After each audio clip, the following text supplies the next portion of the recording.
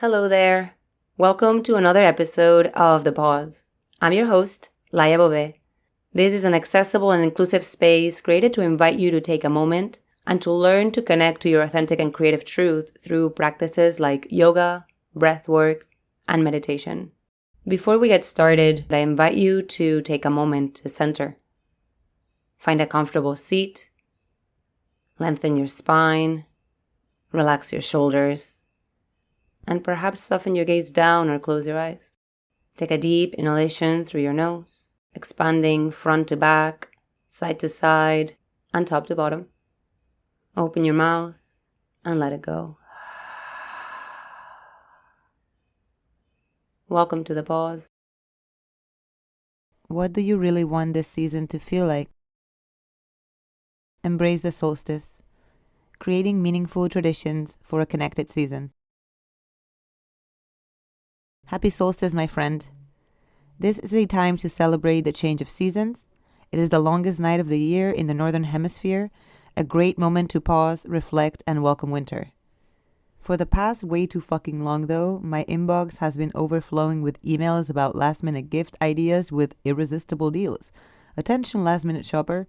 And my social media feeds are saturated with pictures and videos of perfectly decorated homes and joyful people frolicking and living their best lives to the soundtrack of holiday music. Everywhere I look, though, people are either talking about how stressed out they are or how much they must get done before the holidays and 2025. Isn't this supposed to be the most wonderful time of the year? Honestly, I'm not sure how being pressured to spend money many of us don't have on gifts that often feel like obligations rather than acts of love is supposed to bring anyone any damn joy.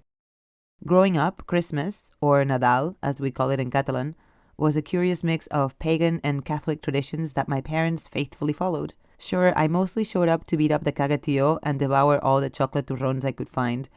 Presents existed, of course, but they weren't the centerpiece. There was still a reminiscence of the Winter Solstice rituals erased and replaced centuries ago.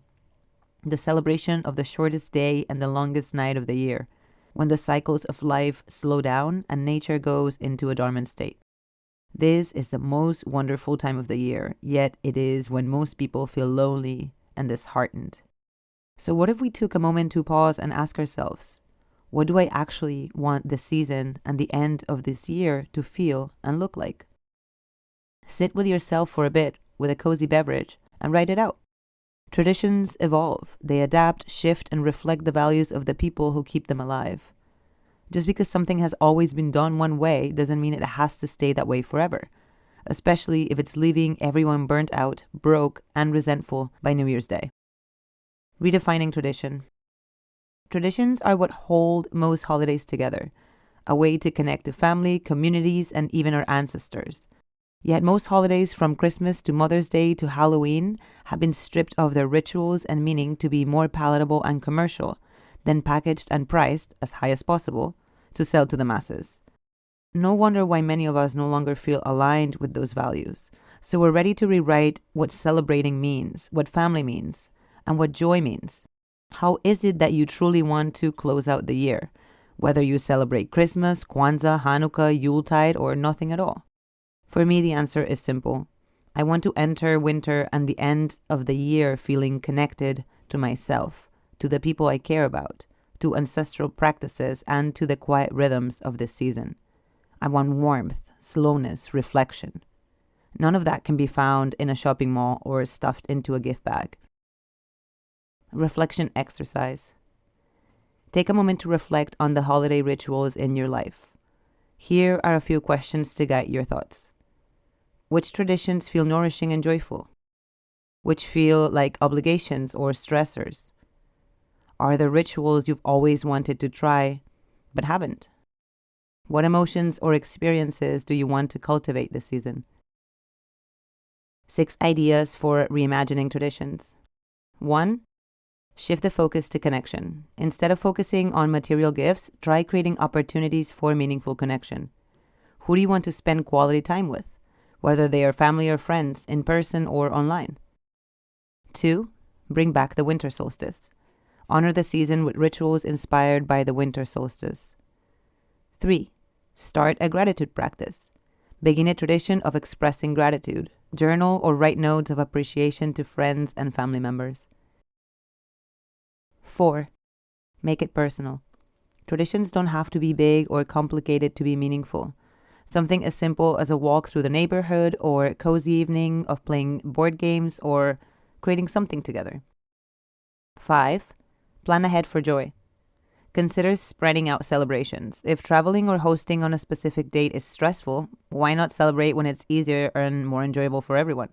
Or why not get together with individual friends and celebrate in a way you both enjoy at a time you both enjoy? A gathering in January or February can still hold the warmth and connection without the seasonal chaos. 6. Ditch it all. Not much more to say here. Just do your thing and be free. Tools for the season, if you've got to put up with the bullshit. Let's face it, sometimes opting out of the holiday chaos isn't entirely possible. Maybe you have family expectations, work obligations, or that one friend who insists on throwing a themed holiday party every year. So what can you do when the world around you is buzzing with stress and consumerism and you're just trying to survive it all? Here are some tools and strategies to help you navigate the season with your mental health and sense of humor intact. Number 1, the power of no. You don't have to say yes to every event, obligation, or gift exchange. Practice saying no kindly but firmly. Thanks for inviting me, but I'm not available this time. Oh, I love celebrating with you, but I can't commit to, insert obligation here. Let's catch up, insert date here instead. Setting boundaries isn't selfish. It's self-preservation and self-care. Number 2, self-regulating techniques. Learning to regulate your nervous system during the holidays can be a great resource. Here are a few simple ways to support yourself during this time of year. You can hum on purpose. It activates the vagus nerve to promote relaxation. You can listen to music. It soothes the mind and reduces stress through rhythmic sound. You can find my new playlist on the show notes. Diffuse lavender essential oil. It calms the nervous system with its relaxing aroma. Get outside and feel the air, rain, or sun on your skin. This grounds and regulates through sensory connection to nature. Take a shower or a bath. It eases tension with the soothing water sensations.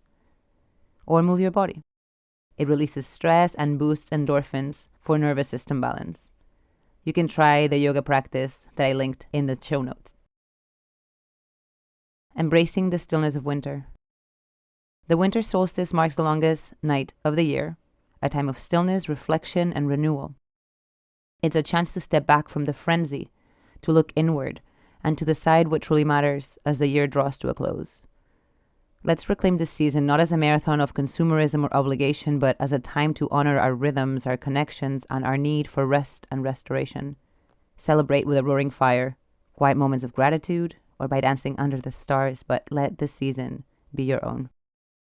May you redefine the season to one of peace, connection, and joy, whatever that looks like for you. How do you want the season to feel? Are there traditions you'd like to reimagine? Rituals you'd love to create? Or stressors you are ready to let go of? I'd love to hear your thoughts. Share your reflections, ideas, or personal experiences in the comments.